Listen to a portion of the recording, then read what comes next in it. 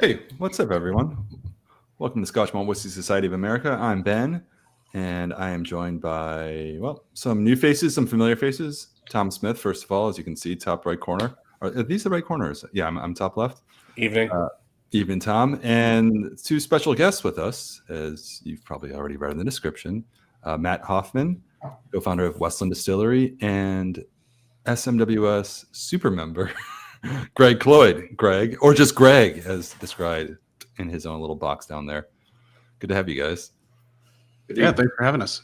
For Pete's sake, thanks for being here. For everybody watching, this is a different sort of stream that we're gonna do tonight. We last week released our first edition of the Creators Collection, which is a series of different whiskeys. In this case, the first series was all peated whiskeys, and I know a lot of members jumped on the opportunity to pick up some bottles. What's cool about the series is it takes us on a deep dive into the world of peat and focuses on different whiskeys created using peat from different origins within Scotland. And so we were thinking, hey, let's talk about it a little bit. Let's find an opportunity to jump on a stream and obviously taste the whiskeys together. These are pretty rare spirits here, so any excuse to open a bottle or four in this case was warranted. But anyway, brought some guests to share some insight. Matt, I think, not to give everybody a spoiler, but we'd love to hear your experience, of course, as an actual distiller and your professional experience, I should say, using peat. And Greg, of course, has the reputation within our own circle as being the most generous man in whiskey and one of the more knowledgeable enthusiasts out there. So appreciate you guys being here.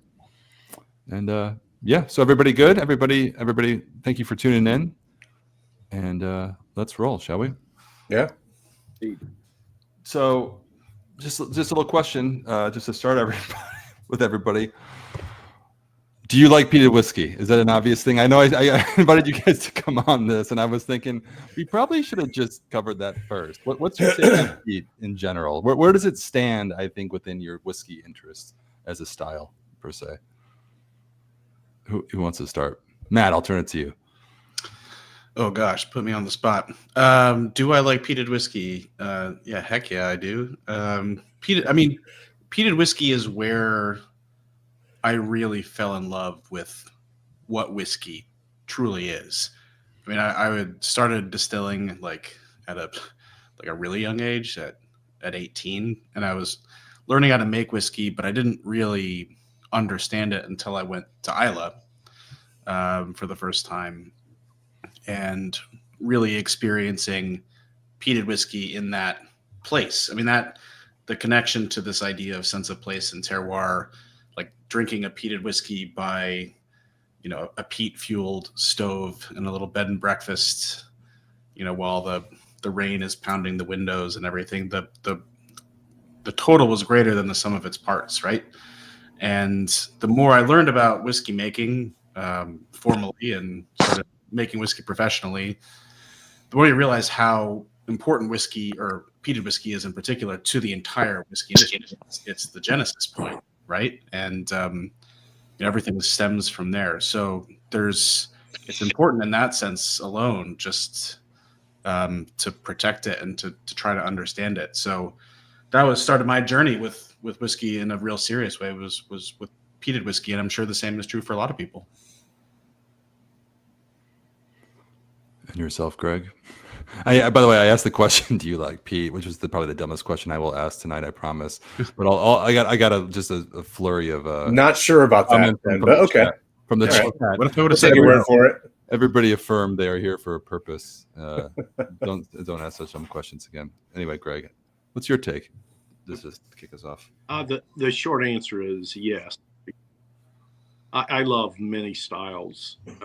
He grew up in Kentucky, but my father was a World War II naval veteran who made a lot of trips to Scotland and England prior to D-Day. And he returned from that love of Scotch as well as, Kentucky's bourbons. And so I have distinct both of relatives, family bourbons and imported scotches that folks enjoy. I I grew up in a culture in Kentucky where there was smoked food, and I think if you have smoked food and barbecue, whether it's or if it's maritime and smoked food, if you're around smoked treated food, then smoked whiskey fits right in. Yeah. It smells like home cooking. So yeah, it smells like home cooking. Nice. Yeah, I'm big on the idea that whiskey has, like, different styles of whiskey have a time and place, and I think maybe I could probably expand that to spirits and all as a total. Like, I was just talking to a friend who's in Mexico, who's a big agave enthusiast. Like, when I'm eating Mexican food, it just makes sense. And I think for me, I was intrigued by peated whiskey, but it did take me, I think, going to Scotland and seeing the Scottish peat bogs and just having the whiskey there in a location that really sort of, I think, transformed my interest, so to speak.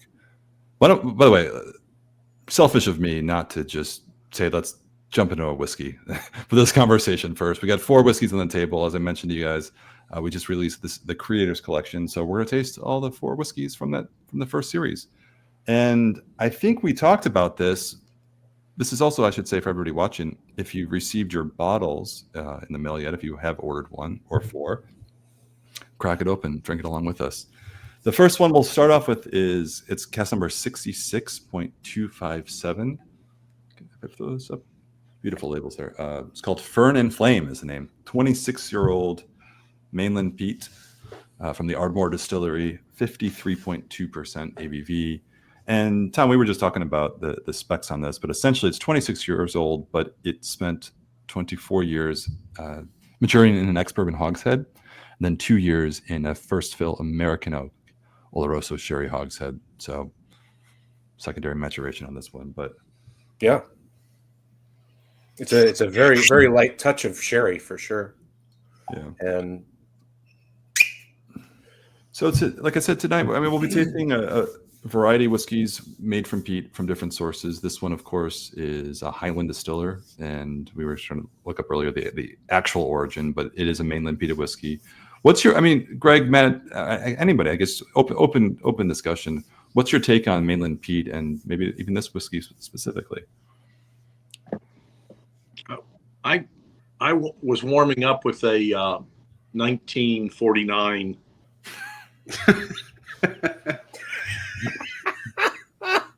Glenn, how does this compare, Greg? Now, 40%er, and it's a lovely example of Glen Grant and, well, by the old standards, whiskey. Lovely light back wood smoke, and reminds me, and I specifically night in preparation for drink, and then I sort of anticipate that. I normally start in that progression. I would go with an Ardmore Highland peat first, move last, or of the difference in those. But I love peat. It's a lot more heather and a lot more woody roots and wood, and it tastes much more like wood smoked food, if you will. Tastes more. I've really been into the the Speyside peated whiskeys actually. Ardmore has always been one of my favorites, especially these old Ardmores that we get, 25 years plus from, just a different era where they were still coal firing their stills. So you get a little bit of variation there, cask to cask, and that Ardmore has always been awesome for me. But now, discovering these other things like Balakin or the peated Tomatins. Ruid Moor is one that we get to deal with a bit. It's a Highland, but still let's call it a mainland. That's the real differentiation here, mainland versus coast or island. But they have kind of that cooler campfire vibe, not as intense on the medicinals. And I love a big mouthful of iodine every so often, but it is nice to get that kind of more mellow, integrated expression. And I've really been into those. I had a Balakin 12-year recently at Travel Bar in Brooklyn, and man, that thing, I was there with Mayor, and we must have had 25, 30 different drams that night. That Balakin really stood out. Like, did you taste them in the right order? God, I hope so. I mean, God, I hope so. You bet bourbon before sherry. We were just giving Tom a hard time because I should say I was. Tom Because is a of my former wine attention guy. to detail. Well, just because you had the most sophisticated approach to, I think, the whiskey hobby than anyone I know. Because you're a former wine guy. Anyway, what do you guys think of this whiskey? First of all, just curious. I know, Greg, 49 was a good year, so it's not going to compare to Glen Grant. What was it? but oh yeah, I mean, I'm still nosing it, but Well, they were probably peat firing back then, right? So yeah, it's the 49 definitely has the same level of background peat as Ardmore does, and the 30s, 40s, 50s Glenlivets from Gordon MacPhail is similar, 43%. The purple label, thistle colored Gordon MacPhails from that era. Mm. It just find it into ubiquitous peat was in all the regions compared to now when people sort of think that they have to be in Isla or Campbelltown or the island, Maritime or Washington State. Matt, what do you think? Let's hear your professional assessment of this whiskey. Of this whiskey? Well, first of all, mainland peat or like Highland peat is something I really enjoy a lot. I mean, I like Isla peat, and it's very high phenolic content, not just ppm, but it's phenol level in particular, and the sphagnum moss breaking down particularly into the really medicinal notes, whereas the mainland peat is more like well-rounded. And one of the things that I used Highland peat as a distiller, so Westland, maybe we'll talk about this later. I should probably know. Talk about now, yeah.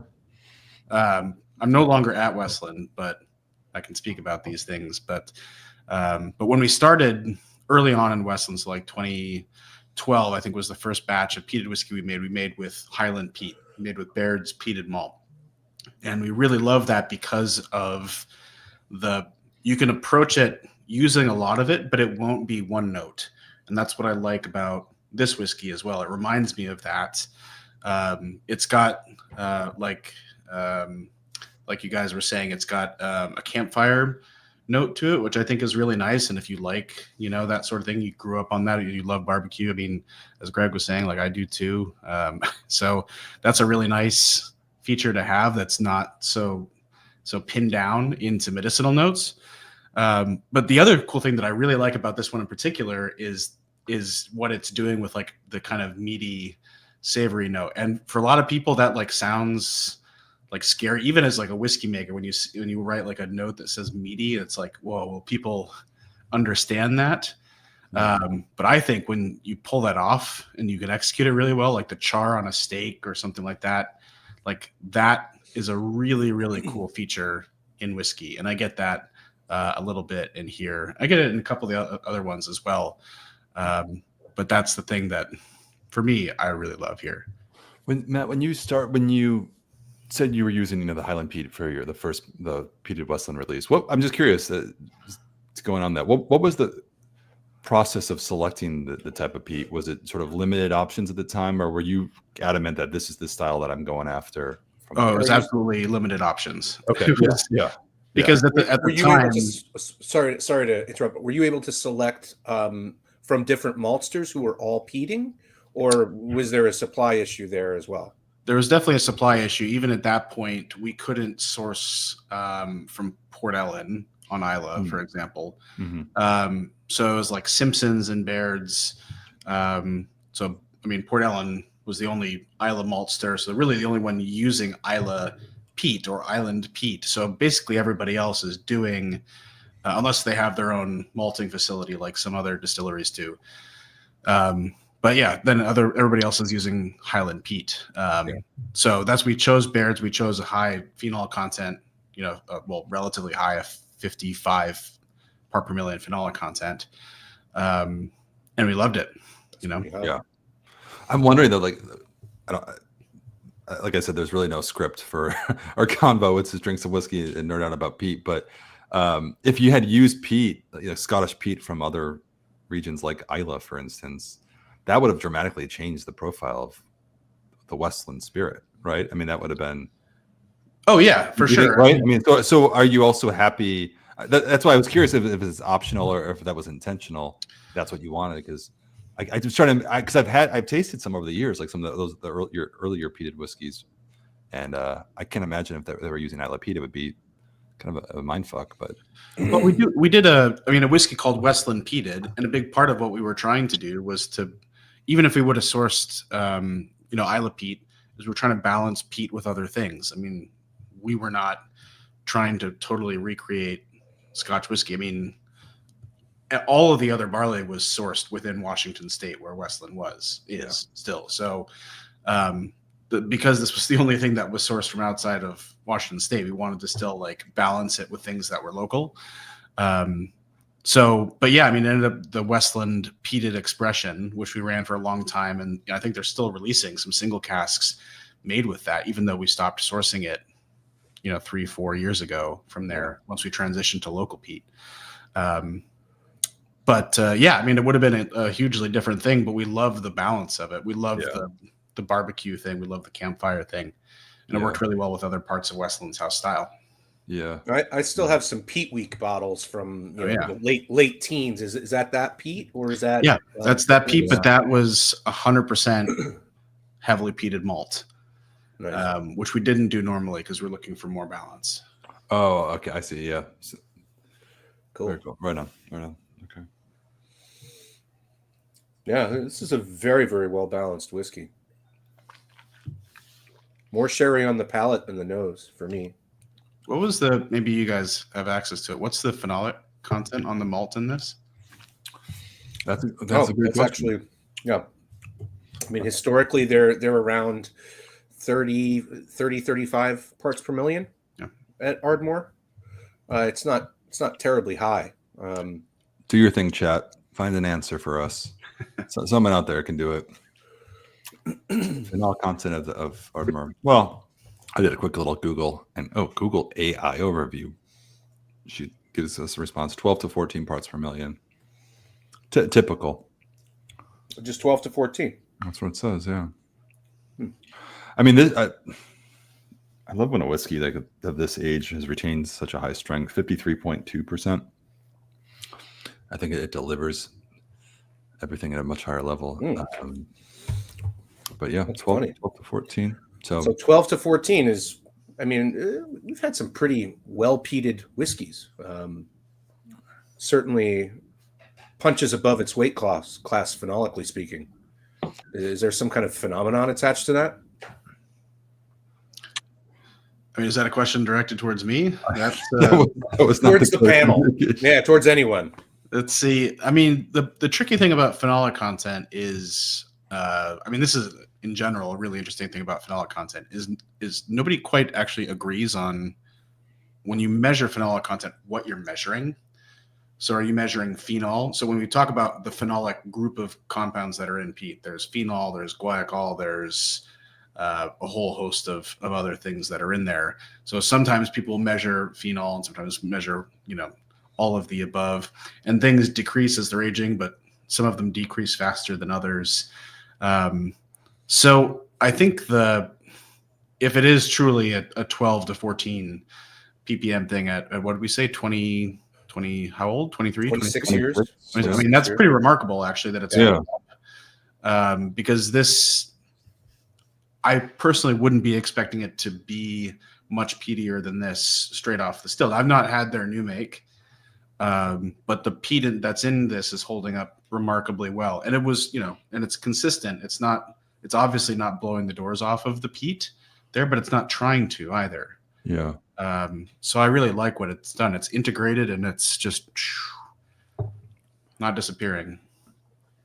I like the fact that they spent 2 years in a fresh Oloroso hogshead. And usually, like when I see that on paper, sometimes I get a little nervous because I'm thinking, man, it's been aged that long, and it's just going to sort of the secondary maturation will dominate the profile. But I think I was commenting earlier, it's pretty minimal on this. Like I get some sort of darker fruit notes from the sherry cask on the finish, but normally, like I find like a wine cask will mask the peat influence, or the presence of peat, I should say. Not at all. Pretty wild. For me, at least. So, yeah, the peat was there initially with the dollop of water, as is often the case. The peat came out in a more pronounced way. It also brought out some nice cream soda kind of overtone. Not as I think, not as many sherry notes really. More the secondary. I guess it qualifies at 2 years, or barely less, maturation. But seem to have added more oak spice than anything secondary. Yeah, it's just a little oakier than I would expect years, and a little more peat than I would expect at 26 years. But yeah, but I'd say that was helped by adding a little. Well, now and what's the ABV there, Ben? You have the bottle in front of you. 53.2. Yeah. All right. Well, now that we've successfully pre-gamed with whiskey that was not much older than the day your father liberated France, and then we've now had the first whiskey together. Let's move on to the next one, because we have 4 to get through, and I'm trying to be conscious of time. But let's do this next one, 4.396. I know we were debating which order to go into, but it's all good. But 4.396. I don't know, man. That's really crazy. That's fucking nuts, dude. Actually. Woo. Okay. Werther's nose full of Werther's original here. Wow. It's a new year, Tom. New era. I mean, we got a lot of changes coming. And anyway, wow. Talking about sherry that was barely there versus all over the place. So this is, wow. Our whiskeys. We have these 12 different flavor profiles. We put every cask or whiskey into these profiles.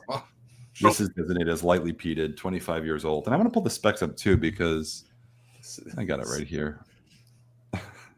I mean, this is an awesome nose, right? I mean, for Scotch. Wow. So this was aged. Interesting. So aged for 19 years, and then in American oak, and then it was transferred. Let's see, to a first fill ex bodega Oloroso sherry. But I love the specificity that this is a true bodega cask. Mm-hmm.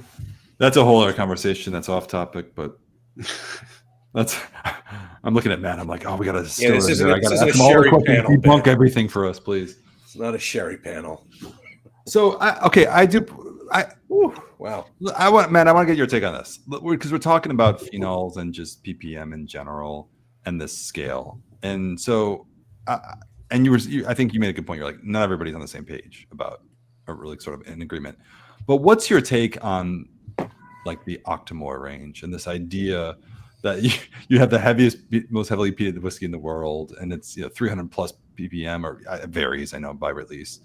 But what's your take on that in general? And do you think can you? I don't know. I don't even know where to go. I think I'll cut myself off with the first question. Can you shed some light on maybe some truths about the whiskey and that approach? Well, I should probably be careful, because I know. Brookbody used to be a sister distillery to Westland. So, I mean, the thing that I think there was a difference between like what I think people at the distillery, I shouldn't speak, I'm not speaking on their behalf, but like what people are really excited by internally versus, externally. People were really excited by the really high ppm number. Yeah. In the same way that people are really excited by high IBU IPAs. Yeah.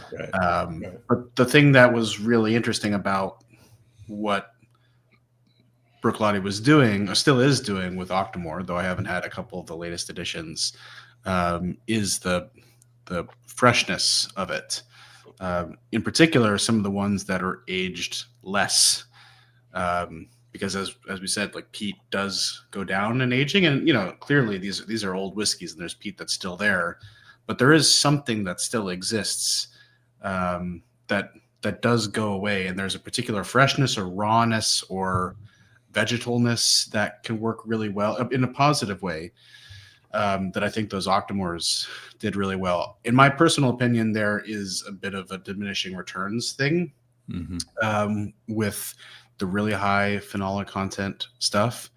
But for me, it's the freshness. Like really, like young peated whiskey does something that's very cool, and that was my favorite part personally of the Octomores. Yeah, like I haven't had any of there's a new range every year. It's a new series every year now, at least. But I remember like the first few, like 5-year-old Scottish barley. Those were amazing. I just thought they were amazing. I had a chance when there to eat some of the barley that was going to go into the Octomore, and I don't know. That's such a great experience. You obviously as a distiller, it's nothing to you, but to be able to sort of taste and touch each part of the whiskey making process and then actually taste it, it was very insightful for me. But anyway, I'm a big fan of it. So I wasn't like trying to throw shade against the Octomore by any means, but from the consumer, from the enthusiast standpoint, it's a big debate of like, is it really the most peated whiskey in the world? On paper, maybe. Does it taste like that? I don't know. And everybody's sort of divided. So, well, that's what's good about it. Yeah, conversation. I mean, that's one of the most fun things about the Octomore range. Yeah. Speaking of Octomore, you guys ever had a bottle of Octomore Farm? Yes. Yeah. Yeah. Oh, yeah. That's some good stuff. 2, 3 of them. Yeah. I've only ever gotten my hands on one. Yeah. I couldn't afford it any longer. What do you guys think of this one? So, okay. So I'm still nosing it. I made a point to throw Tom for a loop and take this one next because it's not from Islay, and I immediately commenced with a topic derived from Islay. Yeah. So we have a round and round we go. Canadian whiskey in our glass at the moment. What do you guys think of this one? What's kind of fun about this is, I mean, the way that peat and sherry work together is really interesting. Sometimes it can do awesome stuff together. Sometimes they don't get along. Sherry in general, in my experience as a whiskey maker, which I think is mirrored by other whiskey makers, is that it can sometimes it can not play well when it blends with other things, and sometimes it does, but sometimes it doesn't want to. And the interesting thing between these two whiskeys that we've just tried, the Ardmore, that whiskey still felt like a peated whiskey, a lightly peated whiskey first, but with just like a touch of sherry. This whiskey to me feels like a sherried whiskey first, but then is flavored by peat. And that's interesting. What I mean by that is the peat is like tweaking the aspects of the sherry flavor. So, and the synergy of it is awesome. I think it works really, really well. It reminds me for some reason of chutneys, or of when the aroma of like an Indian restaurant. There's like a sweetness, but a spiciness that's there to it. And I think that's one of the cool things that peat can do, is peat as like an ingredient in blends, when you blend peated casks with other things. And that's the way that I'm kind of experiencing this whiskey, is it feels like peat is there as like the supporting cast member, but adding a ton of extra dimensions to the sherry that is, to me, leading the charge here. It's accenting versus driving. But building on it too. It's just it's helping what's happening in the sherry achieve new heights. It's like the bass guitar in a band. I just had to throw my hat in the ring to also add an analogy. What you're describing. Man, that's a beautiful whiskey. I love it. I mean, I think your call out, man, is like spot on. I mean, I hadn't thought of it that way before. I'm like, oh yeah, there's some peat, there's some sherry, but you're right. The way that they exist together is so. The nose is so heavily sherried that you think it's going to be all sherry on the palate, but it's actually really well balanced, really well integrated. And the peat continues. It's extremely persistent on the finish. I mean, well after you've swallowed the dram. I mean, it's still coming. That's really, really good. I want to just turn attention to the chat. Sorry, guys. I've been neglecting some of these comments, sort of just drawn into the conversation we've been having. First of all, Mr. Great Shot. Great name, dude. Cheers, fellas. Just pour some Balakin 10. I think that was after you talked about Balakin, Tom. There was a comment that says from Mr. Great Shot. I get a lot of chocolate taste from Westland.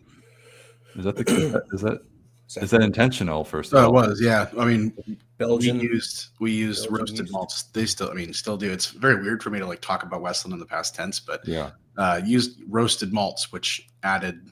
It's what you would use for porters and stouts and beer, and that's where that kind of chocolatey aroma was coming from. Chocolate, Nutella, things like that. Matt, we probably should have done this earlier, and my apologies, but why don't you, if you don't mind, just take a real quick moment just to tell everybody just real quick about Westland, where you're at now, because obviously, as you said, you're no longer with them, but maybe just a quick overview of just the experience that you were sharing with me before we went live and everything, and what you're up to these days. Yeah, sure. So I was one of the co-founders of Westland Distillery here in Seattle.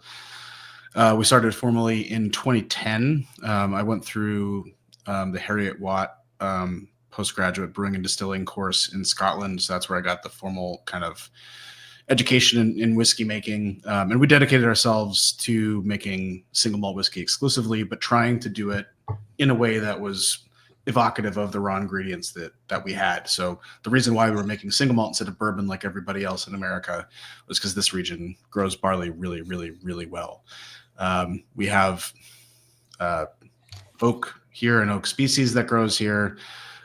We have peat bogs that are here. So we kind of thought, let's focus on making an American single malt from the Pacific Northwest, which, by the way, for those of you who haven't heard about this, American single malt has just become an officially recognized category. Yeah. Which is the first time in more than 50 years in America that a new style of whiskey has been formally recognized. So congratulations. Yeah. Thanks. You probably that was probably a lot of work on your part, I'm sure. It was. I mean, it really, Westland in particular was trying to drive it.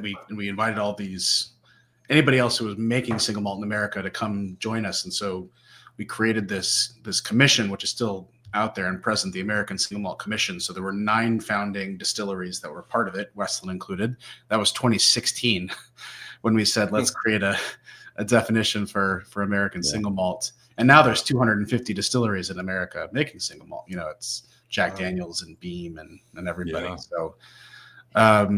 So yeah, I mean, that's my background there. And I left Westland in 2023 in July. And we just kind of released, actually the last big whiskey that we had released that I've been working on for a long time was our locally peated whiskey made with local peat. And then after that, I was kind of like, well, that was my last big project. Time to try to do something else. So yeah, I've had a couple of side projects here and there that I can talk about. Well, that I really can't talk about. But I've also got my own little personal project where I am making whiskey again, which I'll release, it'll be end of the decade. Very, very small, just, a few dozen casks a year, maybe 50 casks a year once we ramp up. So, but until then, I'm here drinking whiskey and having fun. So. On the internet. Yeah. You'll have a real work soon. Does it feel good to get back in the saddle, distill again? I mean, after a little break? Yeah, absolutely. I mean, it'd been a long time since I had distilled, because I had focused on running most of the company with Westland. So it was good. Yeah. Right on. Well, congrats again on the designation, the official designation. I remember like 2016, that era, like conversations were being had as it just as a consumer and as a fan. And it was I remember being told every year, oh, it's almost done and it's wrapping up. And then hearing from on the outside that, oh, there's a lot going down and it's not an easy process. So It's crazy. It's already 2024, but it's all wrapped up. So it is. Hey, Greg, before we move on, what were your thoughts on this Highland Park, maybe compared to some other potential official bottlings or other independent bottlings you've had? Well, yeah. As folks were talking, because we had with our one of the tasting groups I'm a member of, we had done an Octomore vertical, pretty much covering the pre-Octomores through last year, and then this past tasting we did a Highland Park vertical, and I would have to say on this one, it is more sherry and very oak forward, and I think some of that butterscotch, that initial butterscotch heavy note, that was the most forward note in the whiskey. I think that may be an oak, from American oak, integrated with the sherry. But my overall impression was this was more sherry forward than I'm used to with a traditional Highland Park. And with a traditional Highland Park, I think of a bit lighter notes. The sherry is lighter. The peat it's a distinctive Orkney peat with very heathery, floral, light woodland smoke. It's just a beautiful, beautiful peat, and a light, often a light sherry background, and then just a beautiful medium bodied. It works so well because it's just so incredibly balanced. For me, I really value balance, and Highland Park, from their 18-year-old standard annual release to their canvas bag, single cask, to the highly sought after, like the single cask series, it's just incredibly balanced, beautiful whiskey. And this is just a little, it's a really good whiskey, but it's a little heavier handed. Let's say the butterscotch and sherry notes, and the peat is more background. It's not fully balanced to me. Really good though. All right. I would say it wouldn't have made a cut. Mark. But it's all sold, so we can say that now.